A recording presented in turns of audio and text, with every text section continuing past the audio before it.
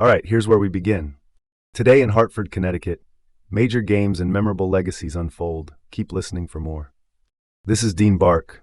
Welcome to the City Report with Dean Bark, Hartford edition. Okay, first up, Alex Karaban's status as a game-time decision for UConn's pivotal battle against Butler will test the Huskies' resilience. Here's the latest scoop. Alex Karaban, a star player for UConn's men's basketball team, is uncertain to play due to an ankle injury. Now that's one way to dampen the spirits. This uncertainty clouds UConn's preparation against Butler at the XL Center. This development comes on the heels of a stinging loss to Creighton, which ended their spectacular 28-game home winning streak. UConn, ranked number 19, holds a 13-5 record, and boy, do they have some grit to gather.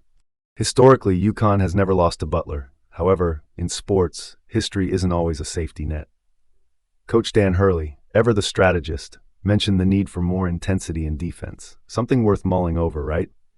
Given Karaban's performance in previous close games, his presence could pivot tonight's outcome. But let's cut to the chase. Karaban's ankle is the wild card tonight. Without him, UConn needs a miracle more than a strategy. Let's pivot to the next story. East Catholic's victory over Manchester sets the stage for an intense rematch in high school basketball. In a thrilling showdown, East Catholic defeated Manchester 72-66, etching a dramatic victory and handing Manchester their first loss of the season.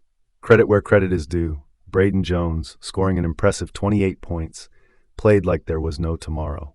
His cohort, Kahil Bell, contributed splendidly with 18 points, sealing the win under a pressure cooker of a venue.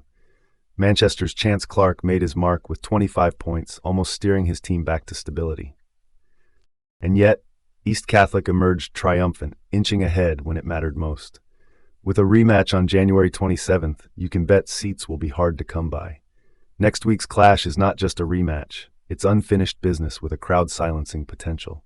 Shifting gears now, remembering Barbara W. Carlson, celebrating a trailblazer's impactful journalism career and legacy. The late Barbara W. Carlson, an icon of journalism, left an indelible mark.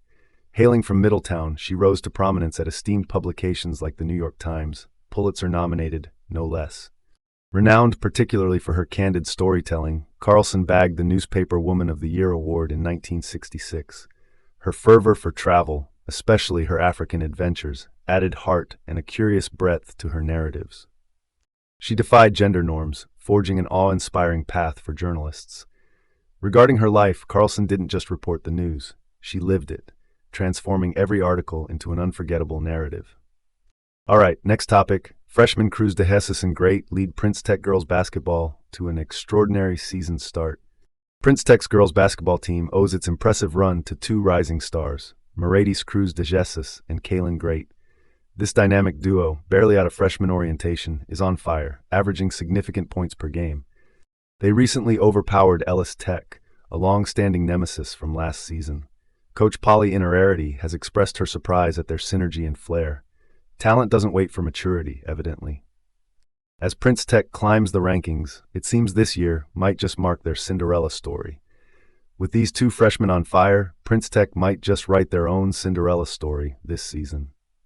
And now for something completely different, an analysis on the impact of Alex Karaban's potential absence on UConn's future success.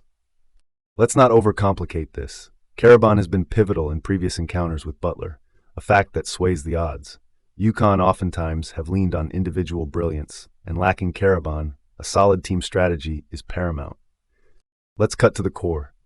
Without Karaban, UConn's lineup isn't just missing height, it's missing heart. The broader implications of his injury remain unwritten, leaving UConn with much to ponder. And that's all for today's edition of the City Report with Dean Bark, right here in Hartford. Wishing you a great day, and don't forget to tune in tomorrow for more updates.